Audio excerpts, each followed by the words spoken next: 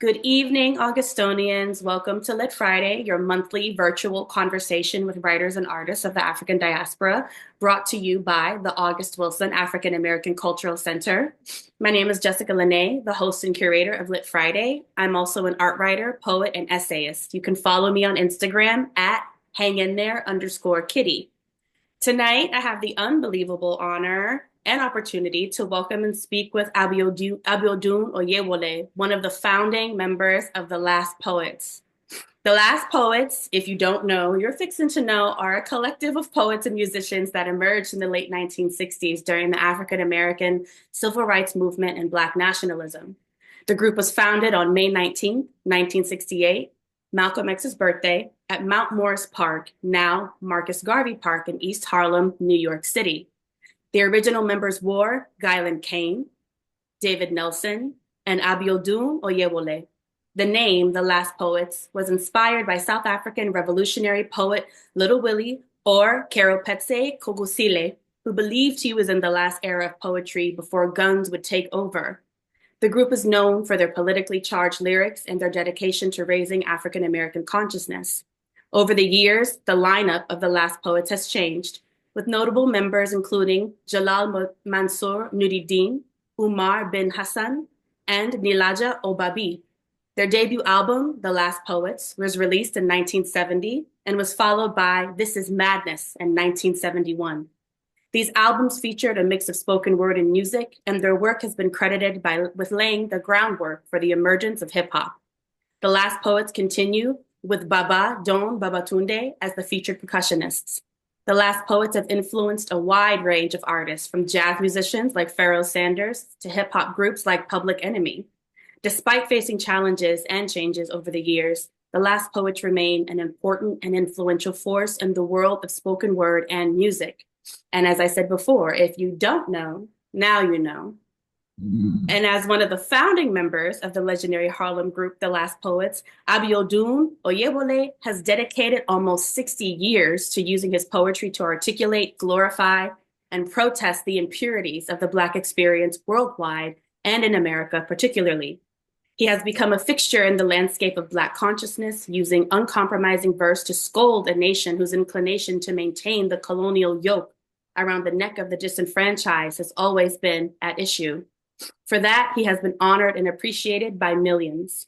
Since Abiodun's first recording with The Last Poets, his work has had a profound influence across the hip hop landscape, having been sampled by the likes of Notorious B.I.G., Biggie Smalls, NWA, A Tribe Called Quest, and countless others. Don't forget Raw Digga, Party and Bullshit. Phrases he coined, like party and bullshit, have become a mainstay in the hip hop lexicon. Today, he continues to spread his message as a performer touring the world with The Last Poets, as an educator teaching kids arts education in NYC public schools, and as an artist collaborating with notable rappers such as Nas, Common, and Dead Prez on award-winning album projects. Abiodun has also made an unwavering commitment to the next generation of conscious young minds. A labor of love for over 40 years, Brother Dune has opened his home every Sunday to poets, rappers, singers, philosophers, teachers, students, fans, and everyday people who have an appreciation for the arts and yearn to be around love and Black consciousness. The initial purpose of Open House Sundays at 110 was to give aspiring poets a platform to share their work and receive feedback from a giant in the arts. Over the years, Open House Sundays at 110 has grown into so much more, becoming a cultural institution in the Harlem community with food, political conversation, music, and a fellowship that has touched thousands of people over the years.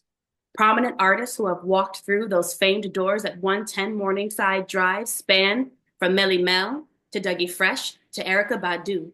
Moreover, notable institutions such as Def Poetry Jam and celebrated poets such as Jessica Care Moore were born out of Open House Sundays at 110. Undeterred by the pandemic, Open House Sundays has now moved to a virtual space as Abiodun continues to mentor the next generation of young, brilliant artists. And Abiodun and I got into a conversation earlier about what he's going to share with us. And he said, you wrote something yesterday that you're willing to share with us. And I think that that is priceless. And I am very excited to hear it.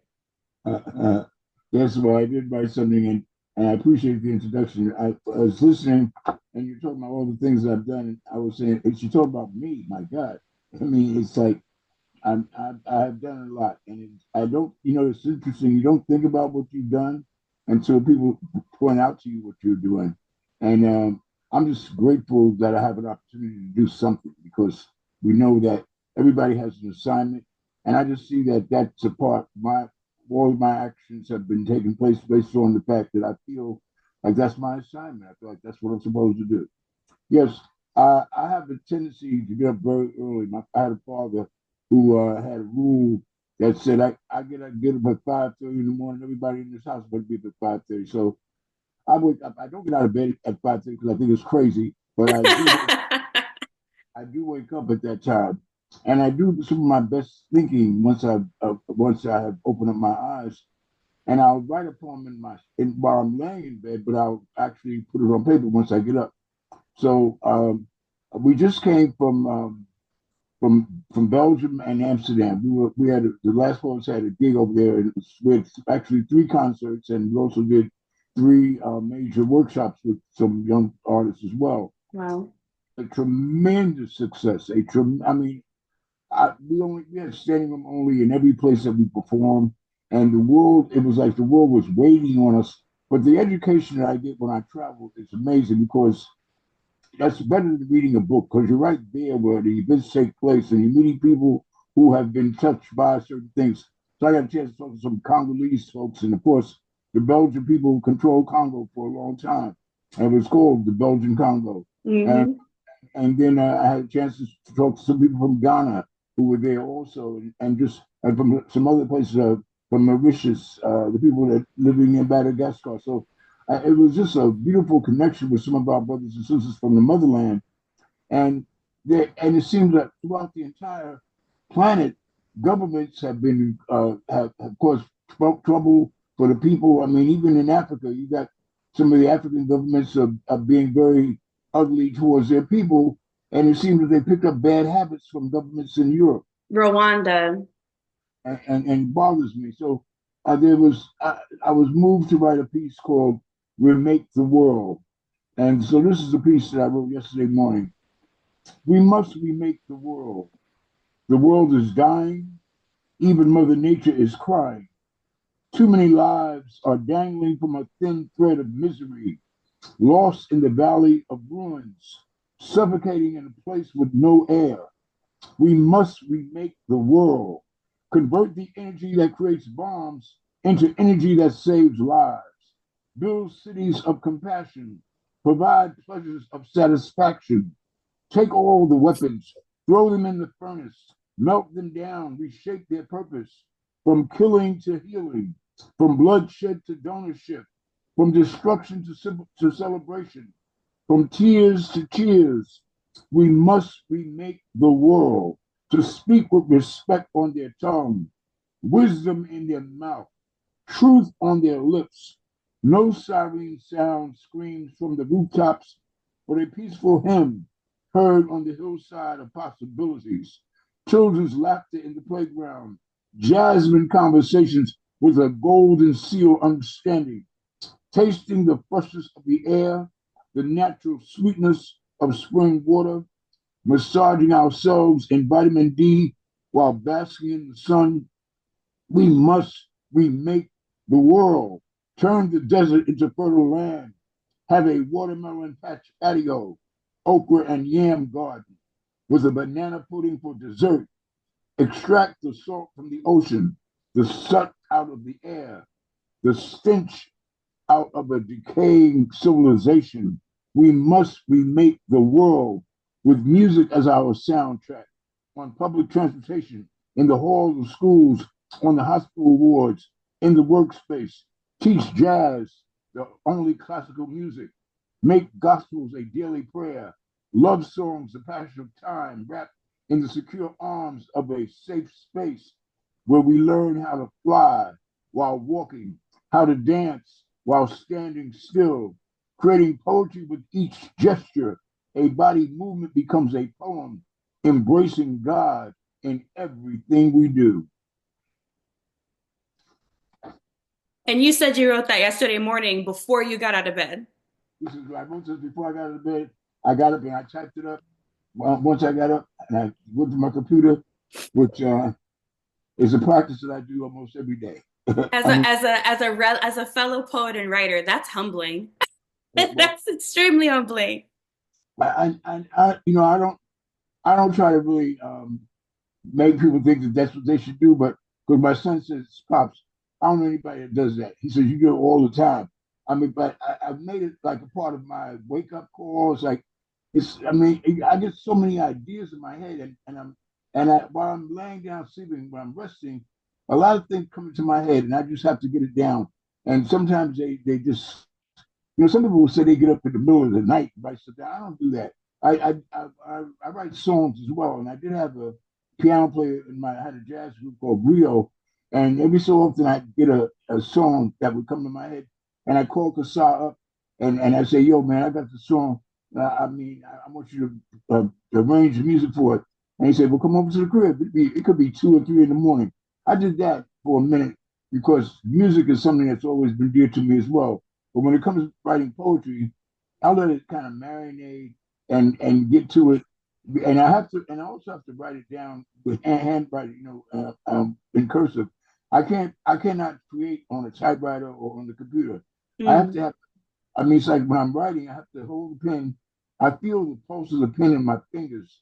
And I mean, I just, that's where I could be at my creative best. Now, what I will do once I put it down on the screen, I Hmm. can I can edit it. I can see where I could change certain things, but the original creation has to be done by hand. We rewriting it on a piece of paper. No, I have a similar practice. I have to write my first draft by hand. I can't see what I'm doing on the computer. It's really, really difficult. Right. Before we started, though, we were talking about now, right? And so one of my first questions was, and so after everything you've lived and experienced, after 70 something years, clarifying for everybody the politics of this country, what, in your opinion, are the most important next steps? Because we were kind of talking about what's missing from the pushback in the moment. And because you are an organizer yourself and an artist, what do you see is needed? What's not happening that we're shying away from? We're shying away from the fact that we're builders, that we're creators, we're developers. We need to continue to create. We know that we have been set back many times. I mean, we had Rosewood, we had Black Wall Street in Tulsa, we had Black Wall Street in Durham, North Carolina, and we've had over 200 towns that were submerged and turned into lakes. We know that there's going to be a backlash anytime we try to be independent, but we still have got to do that no matter what. We've got to continue to build. We've got to continue to build ourselves and trust each other. Trust is another major factor. We need to have a system. We need to recognize that we have power that we are not really using, and we don't need to continue to like. I know that there's this Black Lives Matter thing. I'm not into Black Lives Matter. To me, that sounds like elementary school. I know it matters. I mean, that's a given. I want us to build. We need to build. We need, if they don't want if they're not going to provide a way for us to educate ourselves with whatever funds that could be coming from the fund. Forget that. We were probably doing better when we had those little one-room schoolhouses down south before integration ever became a big. Because we know there's information that our people don't have. We have done some fantastic things, and we should be an inspiration to each other to do more. I think that the brilliance, the genius, the gifts that we were given from the beginning, we still have, but they're not being develop like they should. I think that we need to concentrate on building and trying to raise the self-esteem of our people. We have a lot of folks who are walking around dragging their souls on the ground, and somehow Mm. we need to pick that get our spirit. We are a spiritual people, and we're not being as spiritual as we should be. And I don't care what religion you practice. It could be Christianity, it could be Buddhism, it could be Islam. I don't care. Just recognize that your spirit is the greatest strength that you have. The characters that we are up against, the opposition we have, they don't believe in God. We have a God that lives inside of us, and call him whatever you decide to call him. But recognize that that energy is what kept us here. It's what's going to keep us here longer, and it's going to always be a light in whatever field of darkness we got caught up in. We can change the world with a blink of an eye. We have that kind of energy, that kind of power. We just came from Europe, and we did three cities in Europe, and we left an indelible etching there that will be for a long time. I mean, the love that was shown, and these are most of them were white human beings, but they were human, and they were people who cared about their humanity, and they knew that we had the same understanding. When we talk about being black, I tell people, black is not a color; it's a source of all colors. It's not a complexion; it's a reflection of all complexions called human. So, if you really want to be a human being, you better be black. I don't care what your ethnicity is. Being black means that you understand the significance of your existence on this planet. Everybody comes out of blackness. And we are representing that in our work. And I want to see us represent that in our deeds, in our building. We need to build. We need to continue to think in terms of ourselves being successful in whatever we do. I think one of my responses to that, although I agree, is that also after the current presidency happened, we've on social media at least, you see a lot of Black people saying, I'm done. Because Yeah, historically, we've always shored up and fought for or developed the blueprint for everyone else to be able to shore up their human rights and their civil rights, only for later that to be erased or forgotten. So we have a young generation of people that are like, I can't possibly do it again. yeah, Everyone else has to do it. Everyone else has to make the decision that this means something to them. So right. I wonder how, in that moment, with that particular understandable nihilist view, we can get young Black people to kind of buy back into this message of liberation. Yeah, yeah. You see, the one thing that we have to recognize too is some of the parts of these beautiful terms that we use what comes with it. When you talk about liberation or you talk about freedom, what you're really talking about is being responsible. And that's something that a lot of folks don't want to do. Being responsible is a task. I Yeah. mean, that, like I had a class one day, and it was middle school kids, and I said, "How many of you would like to be free from your parents?" And about two-thirds of the class raised their hand. I said, "Okay, I'm gonna send a letter to your parents to say, let your child leave. He wants to be free." And it said, "So what?" So one of my girls said, but what we gonna do? I said, no, you want to be free. You don't want to listen to your parents. You want to be free. So I'm gonna tell them that you just go. And matter of fact, I'm gonna suggest that they pack your suitcase. So when you get home, all you got to do is grab it and leave. So, but what? I said, okay. How about me telling them that you need to have some money in order to set your freedom off? I said because you don't have any way of paying rent. I said, let me explain something to you. What I'm telling you is the same thing that happened with black people during slavery. They said that we were supposed to be free. They called it the Emancipation Proclamation in 1863. And there was somebody said, well, it's impossible to be free if you don't have anything to work with.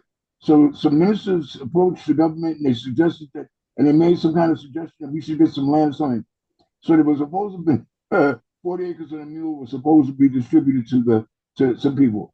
I understand that some people did receive some land, but then when Abraham Lincoln was assassinated, Johnson, who happened to be from the South, he ended up giving that land to the Confederate soldiers. And so, and so Spike Lee, when Spike Lee names his film company 40 Acres and a Mule, he's trying to remind us this is something we'd never really received. So to be free and not have anything to work with is difficult. So when we talk about liberation, and a lot of folks don't know where to start, to know how to begin. They don't know. First of all, it's about being responsible. What are you doing? What kind of work are you doing where you can take care of yourself and take care of your dreams and try to build on something? What is your idea for your future, your personal ideas that you need to collect and work to try to build on? A lot of our folks don't know what they can do. We need to come together and help folks understand what their particular skill set is and help them grow and develop. We need to have places where we can communicate that and folks to kind of encourage that because many of our folks are floundering, many of our folks are lost and Mhm. and really looking to be a volunteer slave as opposed to being free. So when you say 40 Acres and a Mule and you mention Spike Lee's production company, it also brings up the Super Bowl because now everywhere on the internet, you can see kids from, Ghana, Sudan, Chad, all the way to kids in India and kids in China singing that particular part of the song, 40 Acres and a Mule. It's about more than the music. And Right, it kind of triggered a search. People have been looking it up. What is it? What does that mean? But it also makes me think about how so much of our history has been taught to us through consumerism right, instead of getting together like we used to, or going to a Marcus Garvey Park and making a statement with a bunch of people who are like-minded and looking for the opportunity to be responsible. Activism looks like going and buying a shirt that says Happy Black History Month. right, And right, so it always makes me wonder with how overconsumed we are. A good example of this is hip hop, right, right? A good right, example is how everywhere in the world you have hip hop, but the original message is gone. Another right, example is Martin Luther King Jr. A right. lot of predominantly white institutions love to post the I Have a Dream speech during Black History Month, but they don't want to post about when he said, I led my people into a burning house. No, they don't want to post that. And it's very important too that we realize that there are a lot of us who are posturing and not really serious about the change, but it becomes a trend as opposed to being something that we should dedicate ourselves to. A lot of us are still just functioning on the edge of possibilities. We're not really dedicating ourselves to the real change that we need to see, and it bothers me because we're in a situation where we can step up and do what we're supposed to do, but many of us, there's a fear factor of wanting to lose. It's not, I don't understand. We don't have much to lose because we have so much to gain, Mm. but it does require courage and it does require some kind of confidence. And so that's it. Yeah, you know what? The church, as far as I'm concerned, should be playing a big part because I know during the earlier parts during the slavery period that right after when we were allowed to gather in churches, they played a role. They had something to say about the way we are going to live and how we are going to live and so forth. Matter of fact, the churches were connected to the institutions of education for us. There was a direct correlation. And I know for example, my son is married to a young lady in Texas in Fort Worth, and her father is a pastor of a church, St. Bill Baptist Church. And it's a pretty big church. And my son is a historian, so because he learned under Dr. John Henry Clark, and he shares information about our history with Reverend Pace. And when Reverend Pace will get on the pulpit and he will break it down. I mean, during his sermon. So he's making it quite clear what the color of Jesus was and all the disciples and so forth. And he gives information that they wouldn't normally get because the Bible was used to keep us indoctrinated and to keep us docile. Mm-hmm, mm-hmm. Our son had given the whole liberation of that part period some credence, and Pace was willing to talk about it in the church. The church could do a great deal because there are people who still attend church, and it should be a place where information is disseminated and we can learn about who we are. So there's a responsibility with those kinds of institutions. We know that the school system is not going to talk about Black history no matter what. We just had a Black chancellor here, and we have a Black mayor supposedly, and they both said that they were going to institute Black studies or Black history in the school. It never happened, and Mm-hmm. it's sad because a lot of our kids don't realize the word. They don't know we came from empires, that we had empires. They don't have any clue about the first university on the planet was created by us. They have no clue about us spending 700 years in Europe to teach those folks how to bathe and how to be civilized. They have no clue of the magic and the things that we've done, the contributions that we've made since we've been here, supposedly in chains. I mean, so those things, I mean, just like it was a crime for any Black person to know how to read because they know the brilliance of us. And if we could decode the language, they figured whatever we do, we're going to take over. And that's a real issue with them. And yes, so we might do better than you, but we would never treat you like you treated us. Exactly. I was talking to a friend of mine, and he's from England, and he said every day it's a miracle to me that Black people in America haven't just turned the whole table over. And I was like, I think that this is a part of like our human agreement that we may be struggling to keep. But as humans, we've made the agreement, come to the consensus that the violence, We're right? lovers, honey. We're lovers. We're not killers. Yeah. Always been about love, and love has been a friend and it's been a foe because we love that which will never love us. We Hmm. we love has been like a drug for us, and then we get upset because we're loving the wrong thing and not getting the love back. We then we'll turn on each other, the closest people to you. You'll give them a bunch of hate and a bunch of disgust because of your personal dissatisfaction with what's happening around you. And but we're lovers. If you know, like when I was in Shaw, the behavioral science class that we're teaching, Skinner and Wheeler are two known social scientists, and that they have books that are in many colleges throughout the country, and they both have this agreement that man is born inherently evil. So when I told Miss Stein, who was the professor, I said, Miss Stein, I said, you're at Shaw University. I said, this book is not relevant here at Shaw. She says, what do you mean? I said, this is a black college. I said, uh, Skinner and Wheeler, they say that man is born inherently evil. I said, if that were the case, this country would have been knee deep in blood a long time ago. We Hmm. would have been taking heads every other day. We would have made the Mau Mau's look like Bugs Bunny. I mean, are you kidding? I said that just, I said I just that book does not apply when it deals for the students at UT. Well, this is what's on my syllabus, and this is what we're going to use. So I would argue with her all the time. When she bring up a point, I'd get standing ovations from the students in my class. So after 2 weeks, she asked me, she says, listen, you're very well read, and I know you can think, but I cannot teach with you in my class. I would really like for you not to be here. I said, I need the credits.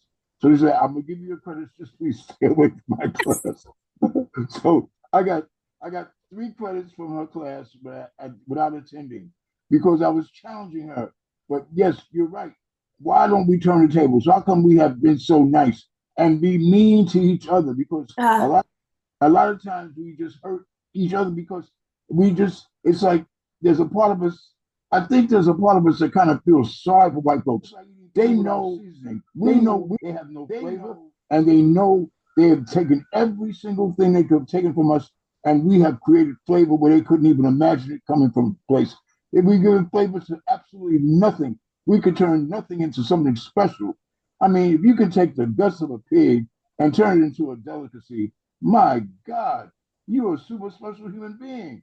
You can take the nasty guts, the entrails of a pig, and a pig will eat anything. And you'll clean it up and season it up and cut it up and put it on a plate and make a meal out of it. I mean, to the point, I mean, I can't eat chitlins. I just can't. But the fact is that black folks have done this and have lived and got strong to the point where you're going to bring your baby out to the shack to give to my lady, that my lady put her breast in your baby's mouth. You are telling me everything I need to know. I mean, mm, so we know that we have a strength, we have a brilliance. We don't seem to understand how we should harness this and how we should treasure it and cherish the gifts that we have. But we are lovers, and we have not turned on this character because there's a part of us I really honestly believe that feels sorry for him in a weird kind of way, and we shouldn't because he's evil, he's vicious, he's been mean. They would hang us just for fun. I mean, they did some vicious things to us, and they still do, and it continues. But it's not our spirit. As I said before, we are spiritual people. It's not in us to be nasty and evil and vicious like them. But sometimes we wonder. I wonder why we haven't gotten a little ugly in certain situations as well. But it's just not who we are. I came across a book. It's called Liberating Our White Ghetto. And it's by a European American man named Joseph Barnt. And in the introduction, it's published in 1974. And what he's basically saying in the introduction is that the systemic oppression, the oppression in the infrastructure only pays off, provides material comfort for white people that are also psychologically damaged by the imperialism, psychologically damaged by the sole nuclear family structure, psychologically damaged by not being able to have exposure to many different people. They're restricted as an expectation on themselves. And I didn't look at the year before I read the intro, looked at the year, and I was like, this has been around for Uh, 50 something, like this long. This has been around for this long. And you right, can't find him anywhere. It is hard to find information about Joseph Barnt.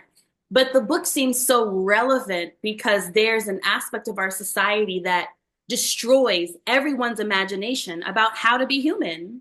right, exactly. And that's the strongest, like Einstein had a statement, he says, knowledge is fine, but imagination is better. And when Mm, imagination is destroyed, it destroys a big part of your life. I mean, and the thing about it is that based on what you're saying, this is what's getting ready to take place, a super civil war, the haves against the have-nots, because you've got this class system. Trump only concerns himself with his billionaire buddies. He's not even really in the club, but he wants to be in the club. So he's got a whole bunch of billionaires around him to feel good, to feel like, if they're taking up 1% of the Americans and just forget about the other folks. So you got a whole bunch of white people. With matter of fact, we've got quite a few John Browns joining black people. yes. I mean, you got a bunch of white folks that say, you know what, you and I happen to be suffering from the same situation. My humanity has been stepped on, and your humanity has been stepped on. I think we need to get together. Matter of fact, when I was reading the story between John Brown and Nat Turner, John Brown told Nat Turner, he says, don't just kill the merchants, kill the women and children too. But we couldn't, Nat Turner couldn't do that because of, Yeah. because of his love and because of his natural human behavior. He just didn't have that in him to kill the women and the children. But he knew, but John Brown said, the child's going to grow up to be just like his father. Kill him too. He wasn't playing because he knew the businesses. But we have quite a number of folks who are willing to work with us because they know we represent the essence of what humanity is supposed to be about. And they see on the other side people who are greedy, who don't give a damn about people or about the beauty of life. They're only concerned about filling their pockets and having power over other folks. And that's a handful of people. I still believe that the majority of people on the planet are not evil. Mm. I believe that the majority of people, regardless of color, have good intentions. But I think that people can be driven into places of evil by people who have the ability to coerce their minds into thinking that they're something that they're not. And the fact is that this is what this character has done, and it's going to be a slaughter. But I think what he's leading up to is a serious civil war. But even thinking about when we're talking about white communities, you they don't know who John Brown is. They don't know who William Garrett is. They don't know that John Brown is a European American man that led a raid on Harper's Ferry with Right. black soldiers and was put to death for it.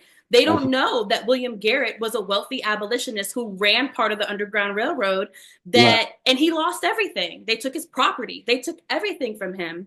I No. recently read a book by Dr. Etta Fields Black of Carnegie Mellon University called Combi. It's a history of Harriet Tubman's Civil War service as a soldier. And Mhm. she talks about this needed coalition. And it ties back to that question about us throwing our hands up and looking at them and being like, okay, so what are you going to do for Right. yourself? So much of what we have said has been in warning since the 19th century. We've been Right. saying, look out, look out. But people's anti Blackness makes them feel like it's about us when what we're saying is for everybody. So, Exactly. how do we say the message? How do we give the information in a way that doesn't sound to the youth like you're beating a dead horse? Yeah. Well, I think that because of our humanness, because of our the poetry, the artists in us, once you perform, once you do, when you make the sweet potato pie, you don't delegate it just for black folks. Well, you come into the store and you say, well, what's that? Is that a pumpkin? No, it's not a pumpkin pie, baby. That's a sweet potato pie. You want to taste a slice of this? Let them taste the pie and let them recognize that, wow, I got to have more of this. Let them get a taste of our culture. Let them recognize that because we are people who we have a line in to everybody's soul. No one on the planet. I get videos on my computer of the Asian kids doing hip hop dancing better than the kids in the Bronx. I say, Lord have mercy. Our influence is unbelievable. All we got to do is just open up the door and give you a taste of our culture, and you are hooked because it is exciting. It's electric. It does something to you that you had never had done to you before. So we need to continue to be who we're supposed to be and to be thoroughly ourselves and to shine as bright as possible. And you'll be surprised at how many people will run towards that light because that's what we just experienced in Europe. I didn't have to be nobody different than I am. I was my black self, and I was feeling good about being myself, and good about I had some beautiful African outfits that I wore because I'm not promoting a suit and a tie. The tie should have been dead a long time ago. I'm not wearing no damn penis around my neck, you know.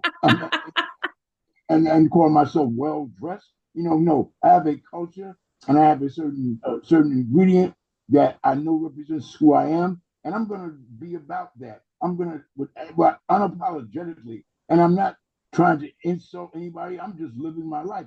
And when you do that, when you're a sincerely yourself, you'll be surprised how many people will gravitate towards you because they can feel that confidence. They can feel that ownership of who you are and the space that you command at that time. Folks will come to the strength of whatever is around them. It's like an osmosis effect. They will definitely gravitate towards you because you represent something that they are missing in their lives. But then I have the question about appropriation, right? Yeah, So hip hop is another example of this. It wasn't even 10 years before, it wasn't even 20 years before you all set it off. And then the next thing you know, we're getting young Black men with record contracts and deals, change the message, but keep the aesthetic, keep the talent, keep the poetry. It's the same thing with fashion. It's the same thing with certain kinds of cornrows and hairstyles and braids. And so I know quite a few Black people that would say this is partly because in a capitalist system, we have to make money to survive, and poverty makes mutual aid hard. How do we continue sharing without being stolen from and cut out of the equation? yeah. Well, you know what? We really have to get back to, as I said earlier, we're going to have to do things what empower us in our own community because we need to have situations where the money turns over in our hands and not goes out of the community into somebody else. Mm, One of the things that one of the issues I have marriage to business, but your culture should not die. We have got to make sure that it's because the real deal is the strength is in how you live, your culture, your music, your the clothes, the representation of you coming from the motherland, recognizing the value of that. Still the richest continent on the planet Earth, and the greatest resources, the resources for whatever you need from uranium, lithium, gold, diamond, all that, and plus the greatest resource of all, which which we represent, the people. I mean, mm, all that is still in the motherland, and they're screwed up in many ways because they've been listening to the wrong leaders, and some of those leaders have become corrupt. And so we have issues in Sudan, we have issues in the Congo, and it's sad. We know what happened in Rwanda. I mean, it's very sad what's happening amongst our own people, but they've been influenced by the wrong people, and consequently, we have to do something to try to change that. We should be, at this moment in time, we should be working on plans to be doing import and export with some of the brothers and sisters in the motherland so we can bypass a lot of the stuff that we need to be dealing with the black farmers here in America, even. We got black farmers who got crops and we want to eat well. We got this whole movement about eating. We got a whole bunch of vegetarians. We should be buying okra and yam and tomato and corn from our black farmers because they're not getting the subsidies that the white farmers are getting. They're being, mhm. they're being ostracized at many levels. And I know some black farms, and I know that some black farmers who are doing very, very well because they have learned the carve away of rotating crops. They know how to take care because we're natural agrarians. So we've got resources that we need to tap into and start building those resources to try to empower each other and turn that money over within our own community, and it would make a huge difference. It's going to take time and it's going to take a certain kind of commitment, but that's the only way to go. So I want to shift a little bit because I want to talk more about you as an artist. Who are the artists and the writers that make you want to sit down and create? Like when you read one of their poems or you look at their work or you see them dance, you've just got to do something yourself, almost in response. Well, you know, a lot of artists that have influenced me are jazz artists because I always consider like the jazz artist to be like a poet, but he's a poet in sound. So Mm. when I listened to Miles Davis and John Coltrane, I knew Miles personally. I never met Train, but when I listen to these guys, I'm so inspired by what they did with the sound and with those instruments. I mean, because sound can take precedent over words. You can learn. You can. As a matter of fact, one of my workshops is playing a jazz composition and having my writers to write what they write verbally, what they're thinking that Miles and Train might be saying with their instruments. Um, and I'm also, of course, influenced by poets as well. There's some I do, like you mentioned earlier about my open house, and even though we're doing it virtual, and I didn't really even think that would work because I'm not really a computer fan, but it's worked tremendously. I mean, I got poets from Brazil and Nigeria and California who could not possibly be in my house on Sunday morning, but they're in my house because we're on the screen. And they have been an inspiration to me. I had this one sister named Enid. She's out of California, and she wrote a piece about they didn't bring no African slaves from Africa. They brought engineers and architects. They brought inventors. They brought agrarians. And she talks about the gifts that we brought to America and how we came here to give them civilization, not to be a subservient slave. And they knew what they were bringing here. They knew that they were bringing folks to help them build an empire that we have never been able to capitalize on. But so I look at all that, and then I know also that one of the things that always seems to just haunt me is the fact that we are a great people who will give up our great power to just be to make other folks feel comfortable, and that, Mm. and so we will live in discomfort, but we want to make sure you don't feel uneasy around me. I don't want you to feel threatened by me, and because we need to somehow.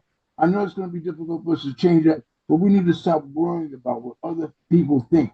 We need to stop looking for their approval. We need to stop trying to get them to endorse what we do. We need to endorse ourselves and have each other to support each other.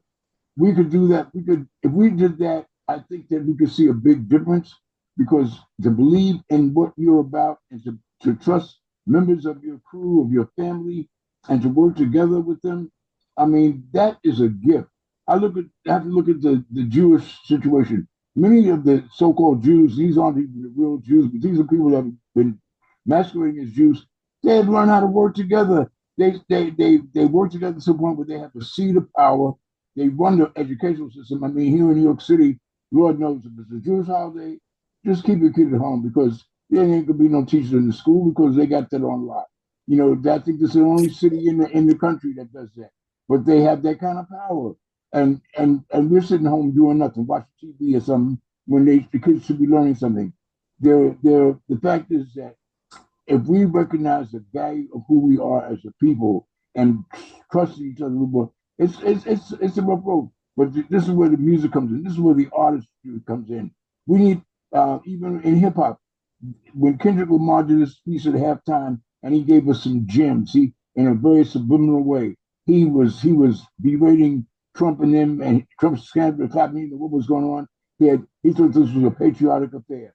And he had no clue that there was a statement being made that was very, very deep and very, very severe in terms of what we're going through right now. And we need to use our art to raise the level of understanding. We've always had that. I mean, we've always had that artistic ability to talk. Even during slavery, when we were ready to escape the plantation, we sing a song, and the white folks would be on the porch. Oh, I love to hear my darky sing. And we just telling each other we're getting ready to leave tonight. And we were singing cold. And so we need to use our all of our ingenious ability to rise above this. And it needs to be a constant effort. The Mhm. one thing about hip hop. And a conversation you did at the Schomburg in 2020, I watched the video and it was brilliant. You made a comment about working with someone for the first time on digital music instead of having like a live band or live drummers with you. And you were talking about that experience, but that was, 3 years ago. You've come out with an album and a book since then. So I just wanted to check in with you on how you feel now about producers and working with producers that mostly make music on a computer in a digitized kind of modes? Well, I have a grandson. My son, who is like the counselor, my counselor. He's a lawyer, and he's like acts like he's my father now. I love him to death, but he's definitely in charge of the Aries, and You sound like my mom talking about me. yeah, right. That's what you'll do. You'll flip the script on your parents. It's amazing. But I'm good with it. I'm cool with it because I know that it's love and I know he's concerned about me. And so I accept it. But it just blows my mind that all of a sudden I become his child and he's my father. I mean, when I go to see my doctor for a checkup, and like I just saw my doctor a couple weeks ago, and she says, "Oh, now I got to call your son." Hey, you got to do what? I got to call your son to let him know how his father's doing. So she said, "Oh, Bob, I'm sitting here with your father, and he's all of his signs are good." I said, "Ain't this a trip? I got to check in with my kid about my particular health situation." It blows my mind, but I love him to death.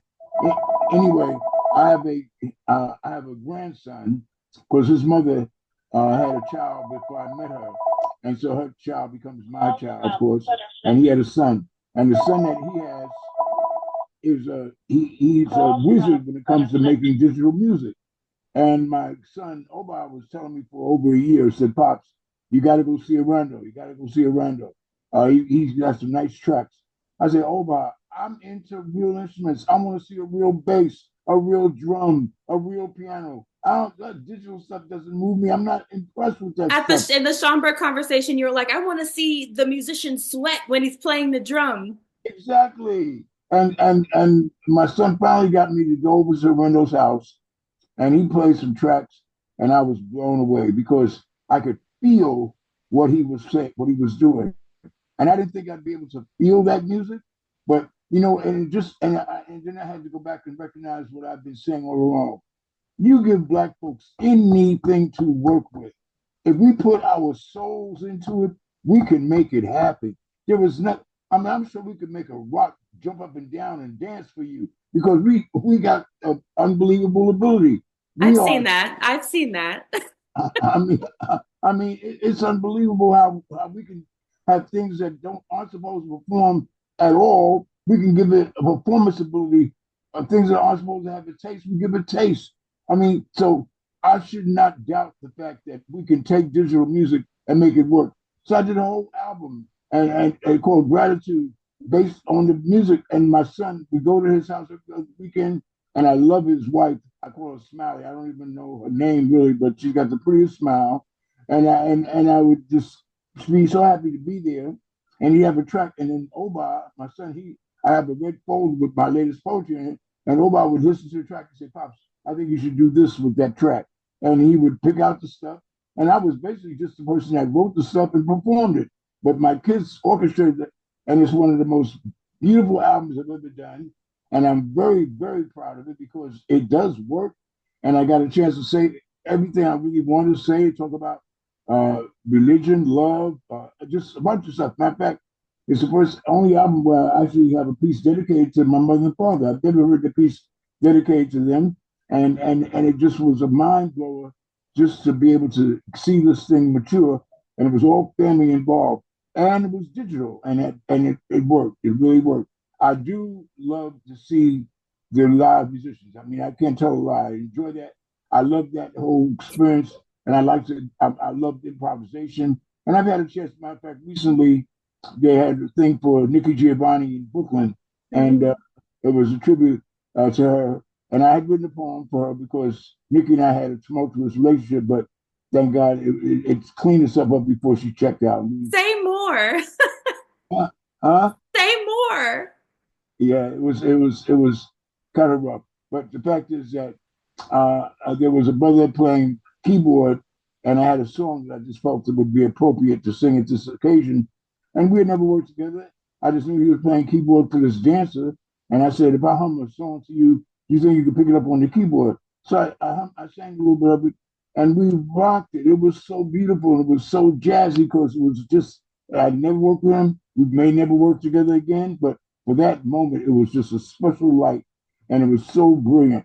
And those kinds of things I still appreciate, but I can never deny the fact that give us anything to work with and we can work with it. Mhm. No, and you mentioning Nikki Giovanni just reminds me all of the shoes that young Black artists have to step into because we've also lost Roberta Flack. We've also lost, Frankie Beverly. We've lost Nikki. Their last few years have been hard. And so we have these And vacuums that we haven't yet stepped into. Angie Stone, Roy Ayers, Angie Stone's, Roy Ayers, there.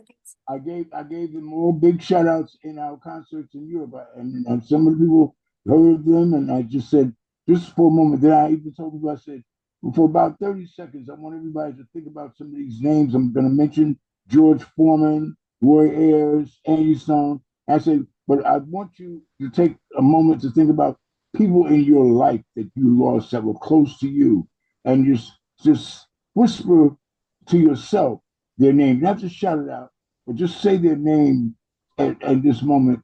And it was such a beautiful, it was the most touching thing that happened on the tour because it made, I said, the one thing, I don't care what your religion is, but all of us have ancestors. And some of us have friends that are just like our ancestors because we were real close to them. And when you lose those folks in the family or you lose a friend, it tears at your heart, it tears at your soul. I said, but if you want to keep them alive, you got to remember them. And when you remember them, they still are alive within you. So when you do a prayer, when you meditate, you say their names, that brings them right back to life. So we don't live and die. We live and we move to another neighborhood. I said, so you're just not in the neighborhood they're in, but they're available to you. I love that. They moved to another neighborhood. That's right. So in my research, one thing that I always see in comment sections, hosts, interviewers, whether it's written or a video, is I hear the comment, the timeliness of the last poets and their words and perspective, the timeliness of your work. And I feel joy, but then I don't feel joy because it means that we're still dealing in way more complicated ways with some of the same old issues that we've always had. And I wonder, what did you hope to talk about by now? Maybe, it's so funny you said that because well, you just articulated one of my biggest frustrations. The fact that, for example, there's this guy, producer in England, his name is Tony Thorpe, who has just produced an album of our first album, but with Afrobeat music behind it. Oh, what's the name of that? It's called Understand What Black Is. Okay, okay. And it's available, and he's got it pumping up big time in West Africa, which I'm hoping we'll be able to go and do a tour. But we've never done a tour of West Africa doing our work, so he's geared it towards them, and then using Afro beats is making it attractive to them because they're familiar with Afro beats because that's coming from them. Um, but the thing about when you said what you just said, and then me bringing this point up about the new album, it's frustrating because this is the same poetry I did 50 years ago. It's just old wine put in new bottles, and which tells us that we have not gone that far. Because what I'd love to be talking about the oasis that we have created out of this desert. I would love to talk about how the trees are blooming in the middle of winter. I would love to talk about the glory of us on a bigger scale, the greatness of us, and how we how we're not dealing with every other week. We got a brand new disease that we've got to talk about. We're worried about this virus and that virus, and we're still losing a whole bunch of people to cancer. A And brand new disease when we gave you inoculation. you know what I'm saying? I mean, it's unbelievable, and it just continues to go forward, and we're not. The wellness is still like a foreign thing, and we should all be well. We should be wishing each other well. I would like to think about the fact that when we walk the street, we'll see people smiling as opposed to looking bad and depressed. Depression is still a basic attitude that exists throughout. It's very seldom you're going to see people that look like everything's okay. No, I love what Kendrick Lamar said. Oh, it's gonna be all right. Yeah, but it ain't all right yet, and I have to admit that. I have to see that. I can't walk around with blinders and tell myself, "Oh, it's all right." No, it's not. We got too many homeless people. I see them on the street. We got too many things that should not exist. And to think that that wars are going on, that is an abomination as far as I'm concerned. You would have thought by now wars would be obsolete. The fact you've got a whole military complex where you're still creating weapons to kill other people, and this is okay, and we're all standing by watching this, and you're selling this like this is a lifestyle that we should get accustomed to. No, that's not living. We're only here for a short while. How can we fuck it up so much? I can't understand that. I mean, Yeah. for a minute, my mother's 98 years old, and a lot of people think that that's a long time. And she'll tell you in a minute, that's not that long because, and she goes back, she can remember when she was in the second grade and all that stuff, and that's wonderful. But the fact is that 100 years is not a whole long length of time. I mean, and we have all these cycles that we go through. A lot of stuff you're going to go through, you're going to go through it again. I mean, what's happening yesterday is going to happen tomorrow. But at the same time, you want to always go into a spiral. You want to move upward. You don't want to chase your tail. You want to grow. You want to evolve. You want to continue to grow, evolve. And this country is like chasing its tail. I mean, we're not growing, and it breaks my heart. And it's in a desperate state when you put a person that had never had no political experience because he's supposed to be some kind of a businessman, he's a failed businessman, and you have him as a leader running the country. When I was in Scotland, we had the Edinburgh Book Fair. It's a big book fair in the world, probably one of the biggest. And it was in Scotland. This is about 2 years ago, Mm-hmm. and 3 years when Trump was in office, right after Barack Obama had lost and Trump had won. Yeah, this is before Biden, and when Trump was in office. And we stayed in a classic hotel, and I decided I'd eat in the dining room because they had the chandeliers. It was like old fashioned. So I said, instead of getting room service, I'm gonna just eat in the dining room. So I was sitting at the table by myself, and this white woman comes over, and she says, "You eating alone?" I said, "Well, I guess not anymore." And so she sat down, and she says, "How are you dealing with this new guy after having such a classy guy as a president the last time?" I said, "Oh, you mean 45?" I said, "A lot of my friends don't even refer to his name; they just call him 45." And she said, "Well, you know what? His name means in Old English, right?" And I said, "No." I said, "If I'm playing a game of bid whist, I know what it means. You can mess up a deck of cards if you have a trump card." And so she says, "I don't know that game." She says, "That's a game you'll play in America?" I said, "It's a card game." I said, "And most folks that go to college play bid whist, and I was a great bid whist player when I was in college." I said, "But what does it mean in Old English?" "I don't know." She says, "Well, if you was a friend and you're in a pub and your friend lets out gas, you say, 'Did you Trump?'" I said, "You I said, "You're kidding. Trump is a fart?" He says, "Well, I don't know the word fart, but if it means letting out gas, I guess that's what you call him."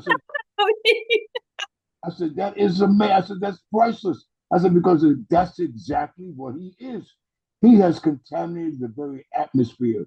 I mean, he has stunk up this place in so many ways." I said, "I don't know why a journalist who knows that hasn't, I haven't seen anybody write about that. He's a classic, he's a classic fart.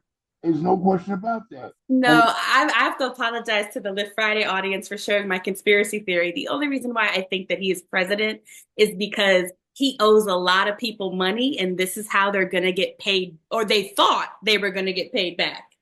yeah, well, and see, and the thing about it, how come nobody's put a bullet in his head? Because if any, we would be afraid for our lives if we owed as many people as money as he does. Because you have you build something with his name on it, and then say, "I'm sorry, I'm bankrupt. I can't pay you right now." And he's done this countless times. He is the king of bankruptcy. He knows how to play that game, and he's been told American people he doesn't pay taxes because he's smart. So he knows how to get around everything. I say Trump is not above the law. Trump is the law, and he has punked America in more ways than one. He said your Constitution doesn't mean anything. I violated that. He says I can go to court. Every time I go to court with another indictment, I get more voters. More people will vote for me than they will vote for my opponent because I'm a bad guy and they like a bad guy. I'm a bully and they like bullies. Yeah, And, he did and say that. yeah, and he says I can shoot somebody in broad daylight on Fifth Avenue and get away with it. I mean, he says these outlandish things, but everything he says can actually happen, and we're looking at it happening right now in front of our face.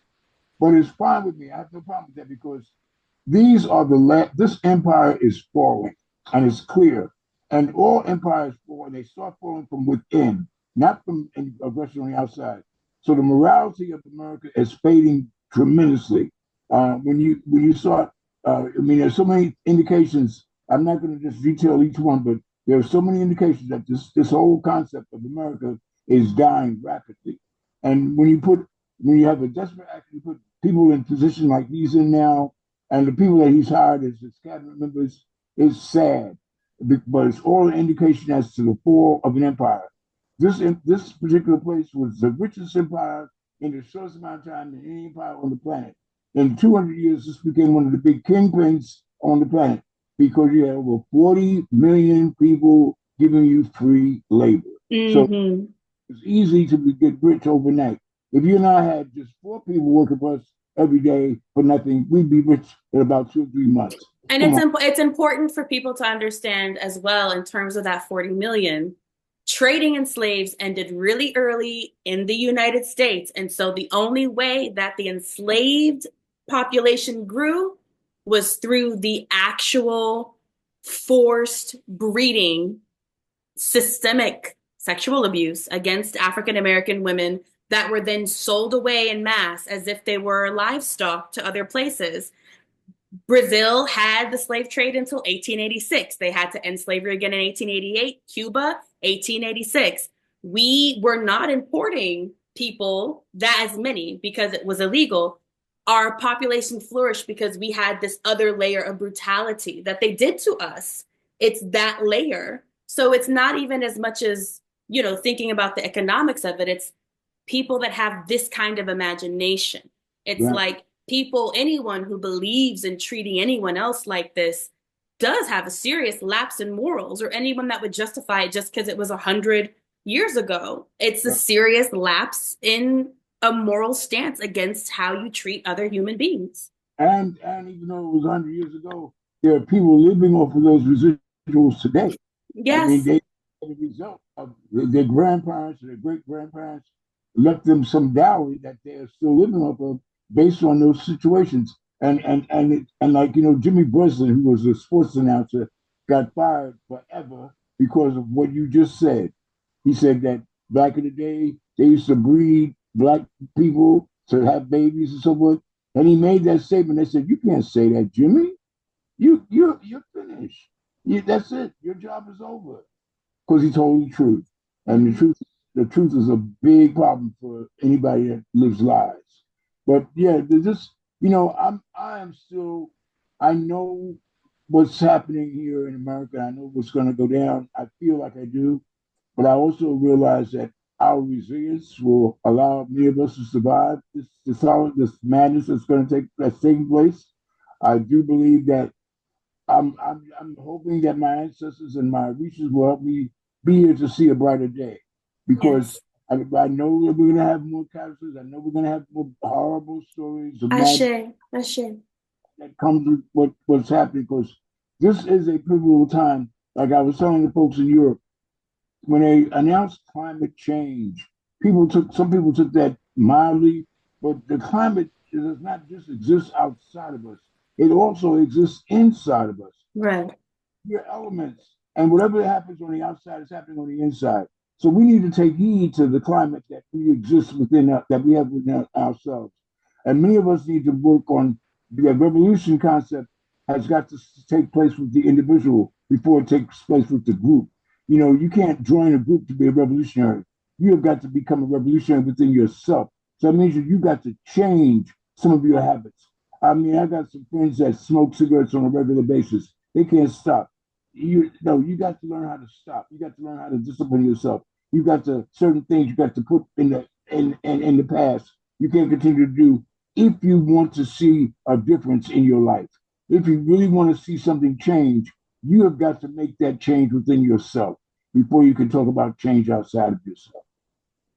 And my last question is, how can people keep up with the last poets? Where do we go and how do we engage and how do we get involved? Well, my niece, who is a super manager, she posts all the things that we're doing, and that we do have a website, I believe. I mean, I very seldom look at it, but we social media has been making it possible for folks to maintain some kind of connection. I would go online and just find out type in the last post, and I think you find out anything that we're about ready to do because my niece is very good about posting our different gigs and so things like that. I was blown away when I got back from Europe, and people were saying, "Yeah, man, I saw Sweep doing Niggas with Scared Revolution. That was great." And I'm saying, "Wow, man!" So social media has really we've been able to use it to communicate in far-reaching places that I never even imagined it could happen. So, but if you want to know what's going on with us personally, I would just simply go online and type in Last Poets, and you might get the information because I know we have a gig coming up, of course, in Pittsburgh, at and so forth, and that's probably being posted as well. And then we just, as I said, came from Europe, and there's a lot of other things in the works that's been. Matter of fact, I just had my very first art exhibition in December, and Oh, that's amazing. Congratulations. and I'm still stunned because I don't consider myself a visual artist. I started doing this because, I I had a sister friend of mine, and she had asked, she runs an art education agency in Harlem, and she asked the other artists in her crew, on her roster, what other art forms that they participated in, and I said, well, I sing, and I said, and I besides write poetry. She says, that look, you don't paint. I said, oh, I can't make stick figures. I said, I can't paint. I painted that so far. And she said she didn't believe me. So about 3 weeks after that particular meeting, Linda called me up. She said, I want to take you on a blind date. I said, you know what? I'm not down with blind dates, but since you're a friend of mine, I'm not going to worry about it. I said, okay, what's up? She says, well, I want you to meet me at 15 West 116th Street. But get a bottle of your favorite wine on your place or before you get there. You'll get there before me, but I'll get there eventually, and then we can celebrate. I said, my bottle of favorite wine. I said, okay, so I got a bottle of Merlot, and I go to the spot, and it's a sip and paint place, and I'd never been in a place like that. And there were women in there, and they had Anita Baker on the turntable, and they were listening to music.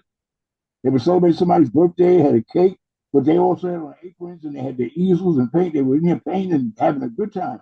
And I'm saying, what the hell am I doing here? So I down, and this little white girl that was like one of the monsters, she said, now do your background first. And I'm saying, well, what am I going to paint?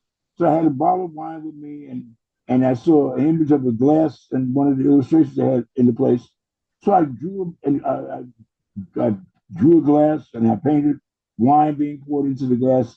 I don't know, it came out. So when Linda came, she says, you better stop telling people you can't paint. Well, you took all that creative energy that you used when you're writing poems and you put it in that canvas. Says, you notice the girl's coming by and she's looking at everybody's work and she gives some people advice. And she has said nothing to you. I said, because I ain't doing nothing. She says, well, you're doing everything right. And that's why she's not saying anything. So I brought the painting home. And then my other son, Evan, who's a teacher, he's a nosy guy. All of my kids are nosy. So I put the painting, turned it backwards. I had in my study. And he turned around and said, wow, Pops, you did this. I said, listen, I wouldn't put my name at the bottom of something if I didn't do it. So he said, why are you hiding it?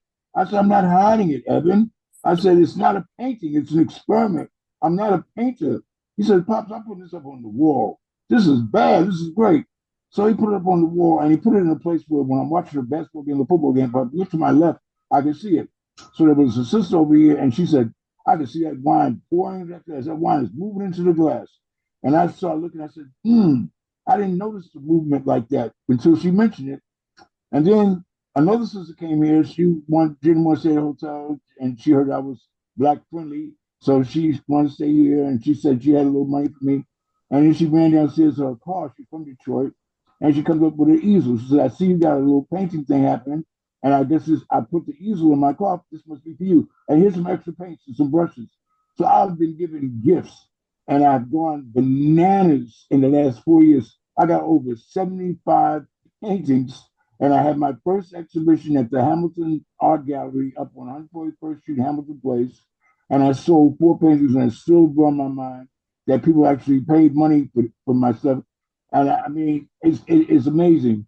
But I've stretched out in terms of my creative energy.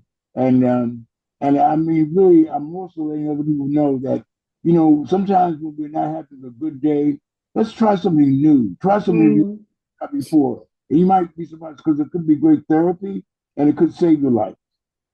it's true. It's true. So when did the exhibition's over though, right?